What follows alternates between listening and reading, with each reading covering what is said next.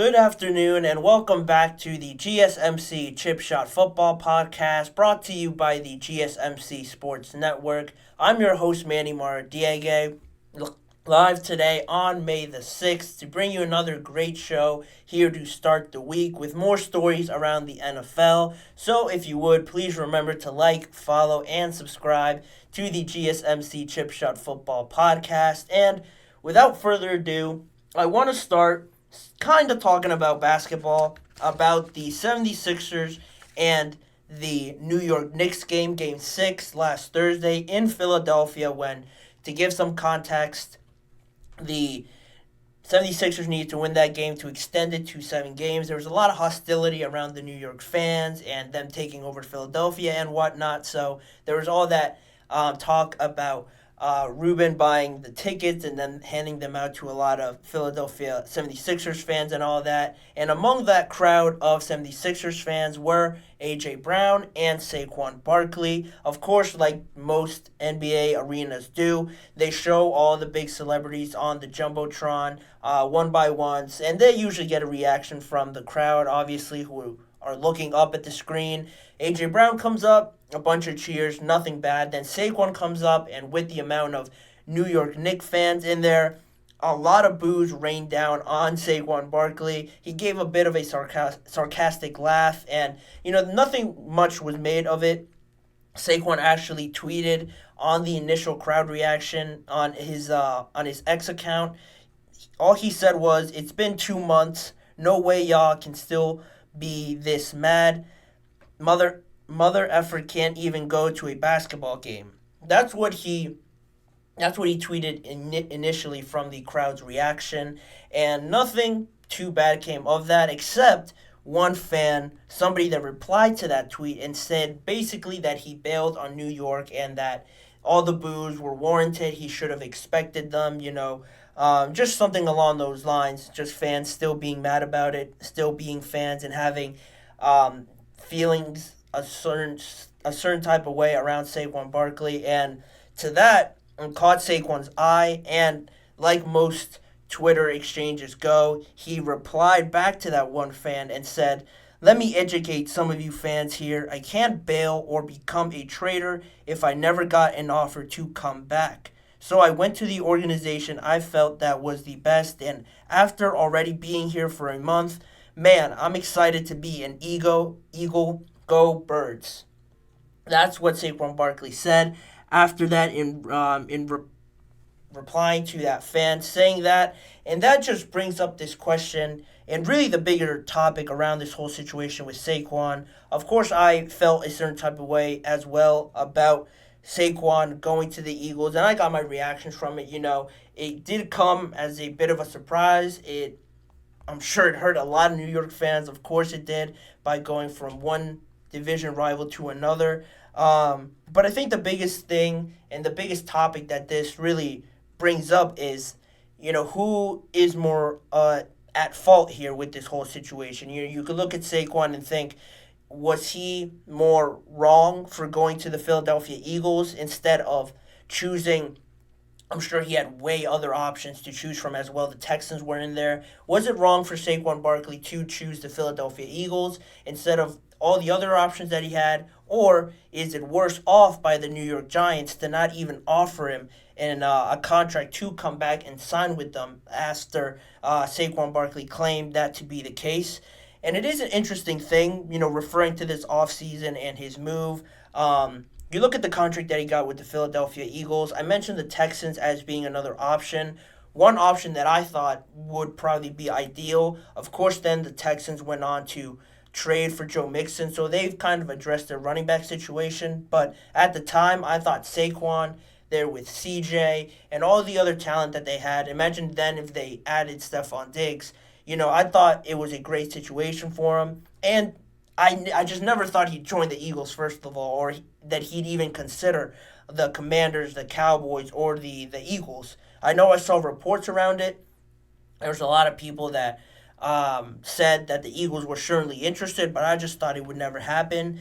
And then you have to consider the money aspect and the contracts and the running back market, which I think make the biggest sense here in this scenario I've laid out here a little bit is that I don't know the offer that the Texans or anybody else gave Saquon Barkley, but at the end of the day, when you look at what he got from the Philadelphia Eagles, a 3-year, $37 million deal, $26 million guaranteed. He's earning about 12 and a half, $12.25 million per year.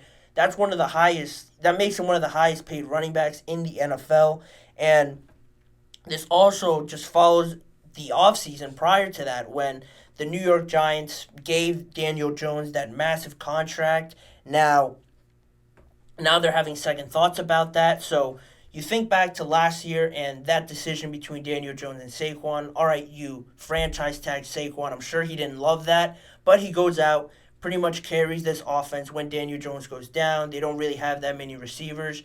And you head into this offseason and you're not even going to offer him a contract deal or any sort of offer to come back. According to Saquon, there were a lot of reports saying that from Joe Shane and head coach Brian Dable that, they were always saying that they would love Saquon to come back. They weren't really going to franchise tag him again. But they always said that they wanted Saquon to come back and that they would love to have him on their team. But really, in totality, you look at Saquon and I don't know exactly how old he is. I'd have to imagine he's 27, 26, around that age. To have been in the NFL this long and not have been off of your rookie deal, that fifth-year option, that franchise tag, and now just getting into your second contract, I think that's the biggest point to me. At Once you're thinking about the Eagles and the team, all that can get lost instead of thinking about what works best out for you and your family and your health, really, most of all, because Saquon, like most running backs do, after the age of 28, 29, all these teams start thinking that they really aren't worth more than $9, $8 million per year. So Saquon, having all of that in mind, being one of the top most talented running backs currently in the NFL, you almost have to just take the best offer that you can get, especially when the Giants haven't offered you anything to try and come back, even to have you consider being a New York Giant further along 3 to 4 more years after this season.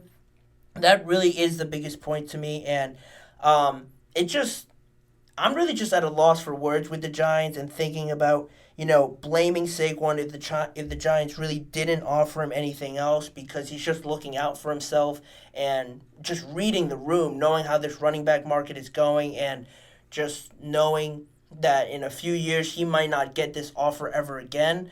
So I don't blame him for jumping on this opportunity, and at one point, really, when I started thinking about this whole thing, when you're choosing between Daniel Jones and Saquon Barkley, I know that was the biggest idea of last offseason. I mentioned it briefly.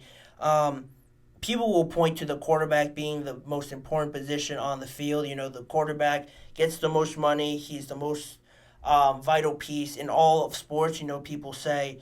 But at some point, when you have a guy, a talent like Saquon, and you look at the quarterback, and you can't help but have some doubts, not just talent-wise. If you're saying Saquon's better than Daniel Jones, that's subjective.